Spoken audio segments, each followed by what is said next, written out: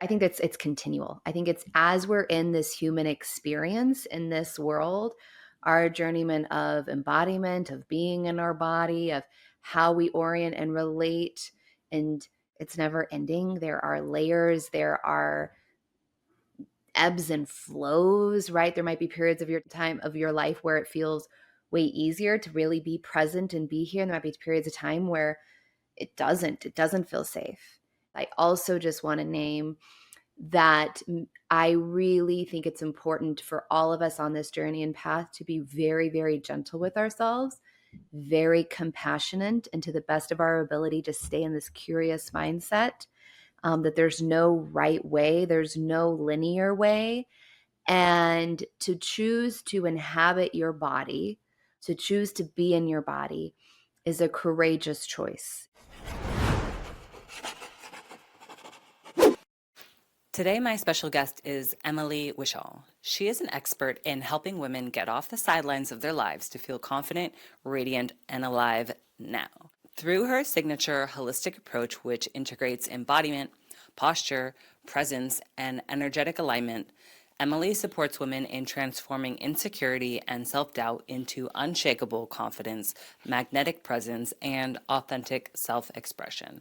As the author of Radical Embodiment, and being a certified rolfer, Emily has guided countless women to break free from feeling invisible, disconnected, and stuck so they can reclaim their bodies, reignite passion, and achieve the lives that they deeply desire.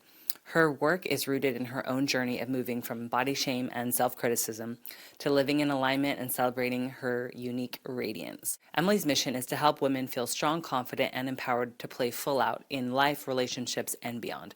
Without further ado, here is Emily. Thank you so much for being here, Emily. Yeah, thanks for having me, Christina. Excited to have this conversation and see where we go today. I first met Emily at a intensive, it was in New Jersey. I think it was like in New It Jersey or was New in York or something. Connecticut. It just happened. Connecticut. I know it was in Stamford, Connecticut, because my brother and his family lived there, which is why I was Okay. a yes to it. I was like, oh, I can visit my family and do this training. Okay. Well, me being a California person, I guess my memory, and I have a bad memory. So to me, it all kind of blends in together. I'm like, were we in New Fair. York? I think I flew into We're New just York outside. You would have. Yes, it's the suburbs, and of the city. yeah, so we were there for a floor flow teacher training with Marlo Fiskin, which was awesome. And one of the really awesome things also was meeting some of the wonderful participants, such as you. And we actually had some things in common because we're both. I'm just going to say, I think we're both a little bit obsessed with embodiment. We both Mhm. love movement and wellness and swirling around on the ground, amongst other things. So, Yes, yeah. definitely the swirling around on the ground. I was just doing that a little. Really? Nice. Yeah, yeah. So, you have a book that is all about Mhm. embodiment. Yeah, the And title I'll just name the title, but I'm happy yeah, to help. The book is Radical Embodiment: A Practical Guide to Celebrating the Skin You're In. So that's the I book. love Yes. that. Thank you. Yeah. Can you tell me about what inspired you to write that book in the first place? Yeah, well, the timing, and then I'll go into the inspiration, but the timing and how it happened, I mean, the book would have come out of me. I know that 1000%, but the timing was sooner than I could have ever guessed, and that came from COVID and the shutdown, and being Mm, like, "I have all this time." And, because my work was well, it was still 50-50, but I had a lot of in-person work that clearly couldn't do. right. But the book was really inspired from my own journey and my own path from hating my body to actually being in loving relationship with my body, and the distinct difference in not only hating body to loving body, but really what inspired the book was what I noticed for myself of how that shifted everything in my life, how I related, my intimate relationships, my relationships in community with colleagues, my work, the energy, clarity I had. I think when we're in a place of hating your body is a strong place. That's not where everyone is, but feeling dissatisfied or preoccupied, the constant preoccupation around the way your body looks or what you're going to eat and being really, really, really rigid around it, I really do believe robs us of our life force. And that's not just women who struggle with that. It's any gender, however someone identifies. And I unfortunately see it's very, very common for women. And being that I'm someone who identifies with females, that's who I wrote the book to, hoping however someone oriented, put it in their perspective. But I am Mm-hmm. speaking from my female perspective and was inspired to, because I've had such a shift in my own relationship. I mean, I think the first time I recall hating my body was age 8. And as an aunt Mm, to 12 nieces and nephews now, and every time, the oldest 22 of my nieces and nephews, the youngest niece is 6 months old. And anytime someone's around the age of 8, I just always realize, like, oh my gosh, they're so young. They're right. so young. They're so innocent. And how sad for me. And I don't want anyone else to have to feel that way and have the tools to shift that. Which is why in the book, every chapter ends with a practice that they're all cumulative. But say you just, as far as especially just financial resource place, couldn't afford a higher level of support in your life right now, the book is like $14.99, pretty accessible. And if you Yeah. actually do the practices as it is and apply them, I know a person will experience profound shifts in regards to how they feel in their body, how they treat their body, how they show up in relationships, how they show up in their work. And we don't have to be in this old narrative that I think is this old, outdated paradigm that we've been kind of conditioned in our society and our culture, that a woman's worth is tied or connected into her physical body, her weight, right? Like a woman's sense of enoughness comes from how much does she weigh? And the less she weighs, the more enough she has or enough she feels, which is like Mm-hmm. kind of like silly, right? I'm going to weigh less, so then I'm more enough. When the reality is, the more we can actually be in this vessel, our physical vessel, our body, which Christina and I, that's where I think really commonality, that embodiment piece, Mm-hmm. we fill ourselves up so we can feel literally in an energetic, emotional way our enoughness from the inside out. So we're not just trying to mentally overpower ourselves and just like be positive, right? But there's this true sense that actually helps the nervous system feel a little safer to then maybe be in some of that discomfort of your capital T truth. So that's kind of a Mm-hmm. whole lot. I'm sure we can, um, go further on any of those points, but that's yeah, a little bit about what led to the book and just wanting to help others not need to be in this cycle anymore. Right. For me, embodiment was inspired my deep dive. I think I've never told you this, but Mhm. I had a horrible eating disorder and ended up basically super suicidal. I just was Mm. like, I'm so done with this, Yeah. and just felt like life wasn't fun anymore. Waking up and it's like the same old shit, like, oh, I say I'm not going to binge, and then you binge, and then Yeah. the hate, the regret, the shame, the Yes. feeling of like deteriorated self-trust and self-worth and all that. And I was just like flashing through my mind the suicidal ideations, and I just started to feel Mm. extremely unsafe within myself. I Mm. ended up checking into a residential treatment facility because I needed help. I wasn't feeling safe within myself, Yeah. that I wasn't going to harm myself. And I really was pushing the limits of like, what else can I do in my own recovery? Like, what else have I not explored? I've tried it all, done it all. I've done so much therapy. I've done all these things. What more can I do? And I was thinking, embodiment. Embodiment is something that for me, there still remains something there to be explored for me experientially and in other ways as well. But, like, for example, the disconnection that I felt in the binge episodes is Mhm. literally a disconnection from my cognitive emotional state and my body. Yeah. Like that is a feeling of like, I'm here one moment, I'm not here the next moment, or like I'm trying to create this alignment in my goals and in my actions, but somehow there becomes dissociation and discord and all of a sudden I'm doing the opposite of what I said again and again. So Yeah. I realized that there was this lack of congruence, there was this disconnection, and this lack of embodiment. And I felt like that was something worthy of exploring more and like really diving deep into. Mhm. And because I really like studying and books and school, and Mhm. so I felt like the best way for me to have a pathway for this was for me to get my PhD.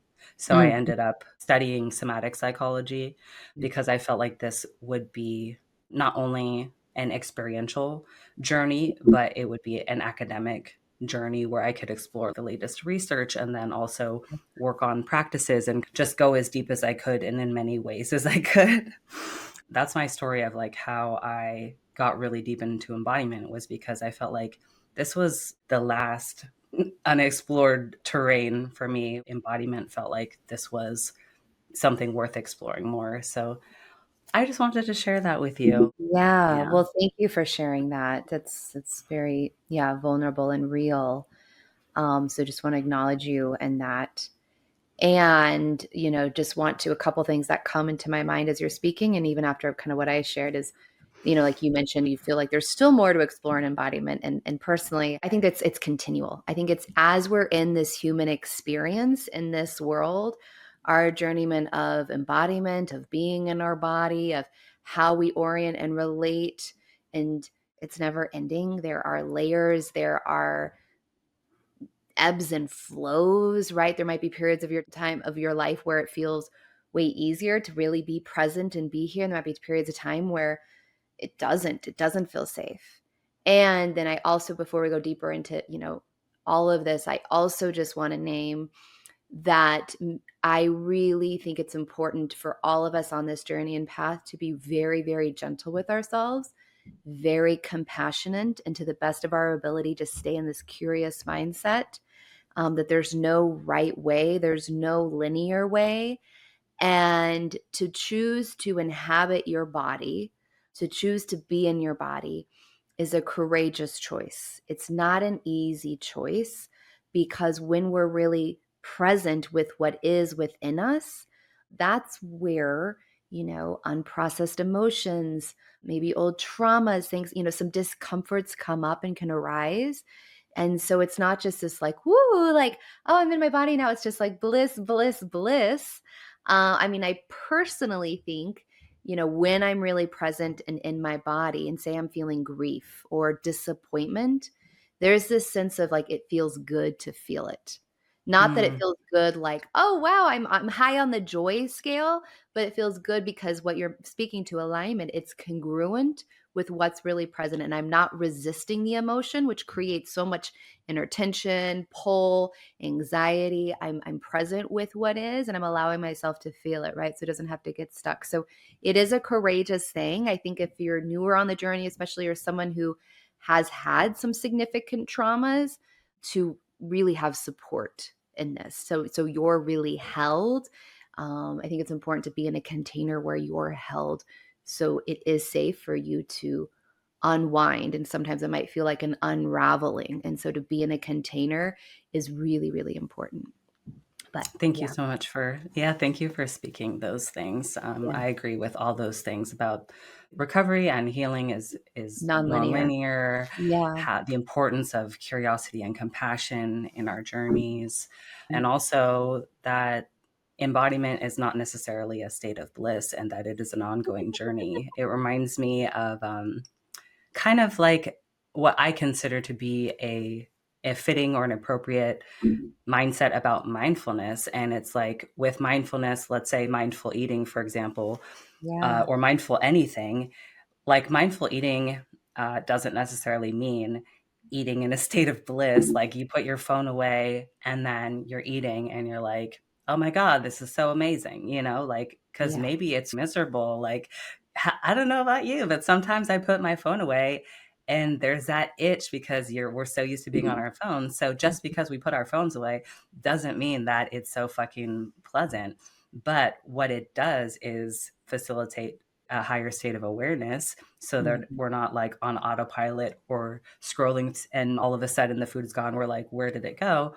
So we're having a more mindful experience, or we're eating with more awareness, but that doesn't mean that we're feeling blissful about it. It just means that maybe we are aware of our anxiety about the food, or maybe we're aware that, oh, like putting the phone away makes me feel like this itchy crawly sensation. I wish I had my phone, but you're just aware of this sensation. So, Mhm. to be embodied, I think, is similar to a state of mindfulness, but I think For the sure. word embodiment kind of brings it a little bit more viscerally, like the word makes us think of the body. So it's kind of like saying, instead of mindfulness, it's the word bodyfulness, and but Mm. we call it embodied. So it's like to be aware of what your body is experiencing. It doesn't necessarily mean it's blissful or pleasant. It just means we can be aware of what's going on, whether that is excitement, anxiety, grief, bliss, being aware of where our values are directing us so that we can make a choice that's in alignment.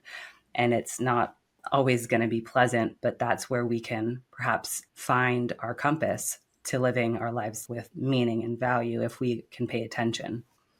Yeah, and what I would offer in kind of addition to that is in those moments, say if it's when you're eating and you're choosing to be mindful, present with your food, or if eating for you is an area that still has a good degree of charge, what is an activity or time of day where you're a little more neutral or you feel safe? Meaning, like maybe you sit for 5 minutes in the morning before grabbing your phone in your bedroom where it's cozy and you just breathe and you're just present with your breath, right? Very, very simple.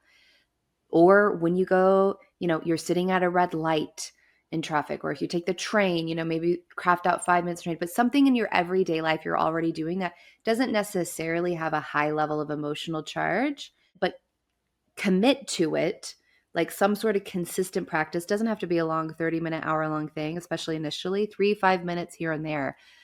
But what that's helping you do is actually increasing your capacity and ability to be with what is. So you're not just having this, yes, you're having this mindful moment, you're being present, but I think embodiment's like any other muscle, right? You have to work it out, right? You have to, it's a practice. It's a practice. So the more, like with any practice, the more you do it, right? The more that increases that muscle, the more that increases your capacity to have a choice. Meaning, if you are then in a situation in the future with a loved one, in some sort of conflict conversation with either a colleague or at work, or however you feel in the political specter right now, and we're in the United States, it's all volatile, or if wherever you live, right? Of having a moment to notice, oh, am I going into an old reaction? Am I popping out of my body? Am I dissociating? Which to me, to give it a little bit of an energy, if this is a new-ish for someone of, okay, we've heard these words, but like I still don't really get it on an actual like visceral level. For me, if I'm like popping up and out of my body, it is popping up and out. I feel my energy elevate. I notice, like even doing that just now, my heart rate gets a little faster. I actually take shallower breaths. I feel a subtle low level of anxiety. Versus if I'm dropped down and in, there's a little more reserve. And there's my field. I'm more present in my backspace. I feel just a little slower. I'm still cognitively quick, but I'm not like talking super fast, or my Mhm. exhale is a little longer. But so I think that, as Christine was offering, say it's with eating, maybe you choose one meal a day where you're just present with your food, but also having the recognition of we're increasing our capacity to be with what is, to be with ourselves, and to have choice in any given moment. Choice to not necessarily go into old reactive, outdated behaviors, old reactions that no longer serve us or feel good for us, and have a choice in regards to how is it that we desire to respond and show up. I love that. So well said. For your movement practice, how does this Yeah. relate to your own embodiment? How you manifest that, how you practice it, how you continually refine that? Yeah. I think I'm going to start with that with like a higher level. So not so much the specifics of what I do. Happy to share specifics, and we might get there, but I think what feels most important is like the higher level. It's in regards to how I orient to my movement and exercise, where in the past it was very much like a should, like, or like I got to get skinny. I got to, Mm. I remember in high school going to the YMCA literally like 5 a.m. I like did not get enough sleep at all, but go, and real like there was a certain amount of calories I had to burn, and then just for years, it was more of like I ate a cookie or I overate and okay, so I'm gonna go. It was not like a punishment to my body. It was gotta get rid of like a way to control my body. There wasn't a lot of enjoyment or pleasure around it at Mhm. all. Now my orientation is more around when I have consistent movement and practices, how I feel emotionally, mentally, and physically in my body. I'm a huge, I think you also are the strength training. I'm a huge fan of strength training. I think it's so important for especially women, not just physically, but I think also like the mental. There's so many components to that. But my most recent kind of way of languaging it for myself, there are certain, strength movements I do on a regular basis that feel really good in my body. I love to lift heavy. It just feels freaking, it feels awesome, right? It feels so good. And I feel it's like juicing my muscle. I feel like literally from a fascial level, I'm always like I feel like I've juiced my tissue. And if I miss, we were just coming off the holidays for a couple weeks. I was still moving and working out, but I wasn't quite as my normal kind of consistent schedule. Didn't feel bad or guilty about it. Just noticed it. Every day I was still outside Mhm. playing with kids and it was still moving. It just looked a little different Yeah. and workouts were a little less, but I could notice I was feeling like dehydrated in my tissue, in my Mm. fascia. Mhm. Our fascia is like our soft tissue skeleton. That's like at the simplest level. Versus when I'm moving in an intentional way, especially with some strength training, I feel like I'm like juicing and hydrating. So I just feel so much better in my body. I just naturally feel better about myself. It's easier for my thoughts to just be in a more potential place. And yeah, my movement, I guess, then like briefly my practice, again, strength training. I walk my dog every day. I live in Boulder, Colorado, so I'm lucky that I get to hike often and with my dog. So Wow. it's a part of our life. But as you mentioned, yeah, we met in floor flow. So moving on the floor is really, really important to me. I'm also a teacher from work called Animal Flow, which is quadrupedal movement training. It's actually what I was practicing today. So it's all hands and feet connection with the floor. You can kind of, and the intention of Animal Flow isn't to try and be an animal, but is to enhance the overall communication of the human animal. So does increase cognition. It's like I feel like it's like my brain and body workout. Like yes, it's hard for my body and it's also could be really challenging for my brain. Sharing that because there's something about moving on the floor with that intentionality with I'm building strength, mobility, connection with my brain, and it's just my body and the ground. And I think when we're moving in that way that's also nonlinear, that really promotes like I have to think about my next movement. I have to think about my next breath. Really helps me be more present in my body. Really helps, I have a personal belief of I feel like it's rewiring me from an emotional level. Is that really happening? I don't know. I mean, I do know from studies it does increase cognition, but there's just something different in how I feel after I finish a practice of animal flow or some sort of, ground-based movement. Mhm. It feels anytime I exercise, I generally feel better after, but there's a different quality. And so that is something I feel, in my work passionate about of, yeah, it's simple in regards to all you need is your body and the ground. Mhm. It's not, again, it's another thing. It's not easy. Um, Mm-mm. but yeah, but I Wonderful. think I just, actually sorry, just to umbrella really emphasize the orientation in regards to why we move. Mhm. And as much as possible, not making yourself wrong if you're ever noticing, I want to go work out or do this because I'm feeling bad or guilty, but just seeing if you can take a breath, soften, and see if your motivation could come from one of desiring to feel a little bit better, desiring to tend to your body. And I think it's something to continually check in with in regards to movement and maybe even asking your body, "Hey body, like how would you like to move today? What would feel really good to you?" Because I think all too often in regards to movement and exercise, we tend to create these plans from our mind, from a brain, right? Or from a coach, right? That are all very good. And having a plan, I think, is really helpful, right? Especially if we're wanting to progressively get stronger and see our improvement and track progress. And we're moving our body. So let's also invite the conversation of our body online more, and yet not ignore our body's signals, messages, and cues until they're so loud that we're in a big pain or anxiety or another response. But Mm-hmm. how does my body want to move? There are days it's like I do my pre-planned, workout, because just in today's world, I put it on my calendar, right? It's how it happens.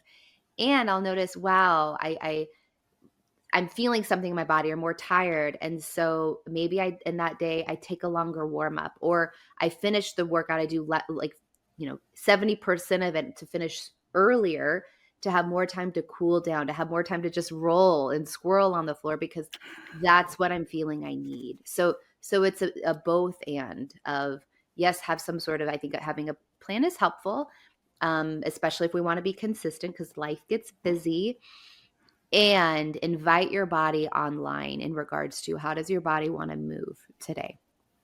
Mm.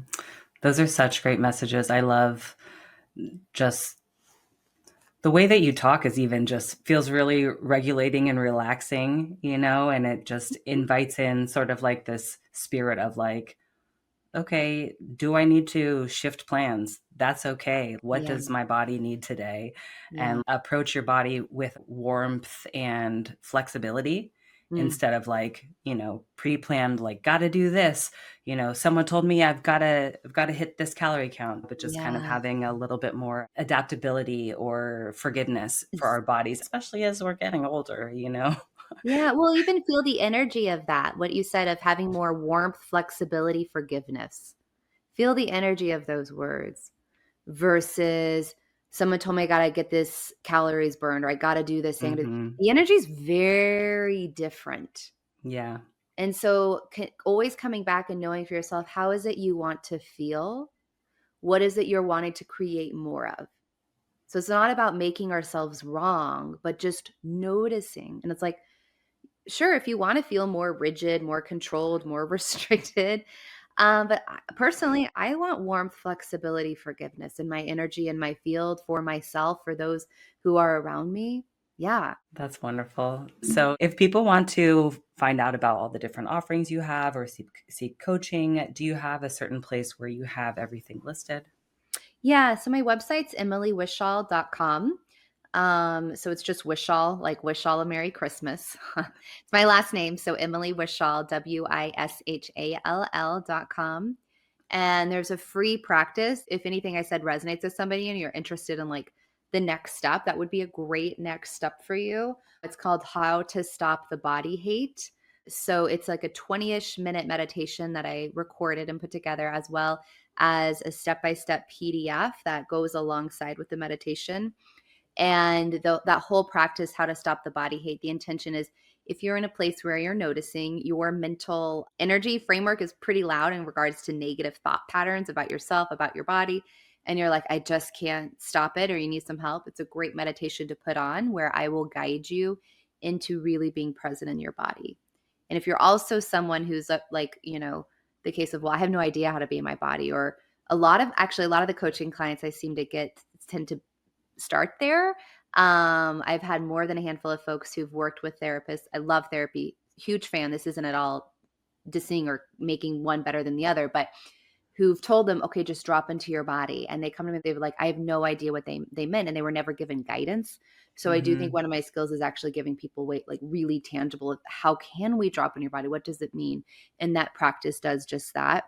And the reason I gave the PDF with it is so you could print it out, take a screenshot, have it on your phone. So if there's a time period where you can't just stop everything and do the meditation, maybe you can just glance at it and see the point. So like, okay, could I just do that step just to help slow the resistance a little bit more, to stop, or halt or pause or slow down that negative thought pattern that we can all tend to get into. Yeah, so emilywishall.com would be a great place. I'm on Instagram, Emily_Wishall. I also have a Radical Embodiment Instagram that, anyway, I'm in the process of rebranding and shifting, so it's there. Some of my things may be changing. I have a ton of YouTube videos.